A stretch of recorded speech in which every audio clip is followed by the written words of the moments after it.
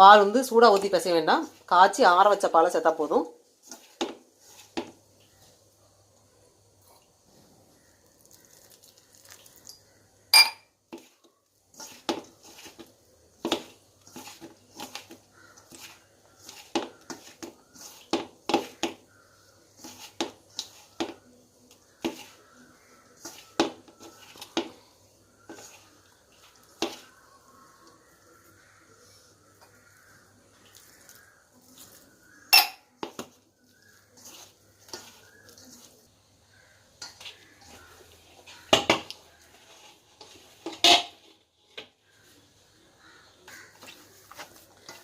இந்த மாதிரி உருண்டை விட்டுற மாதிரி நல்லா அப்படி பிசைஞ்சுக்கலாம். நம்ம வந்து ரொம்ப ரஃப்பாக வந்து ரொம்ப ஹார்டாக வந்து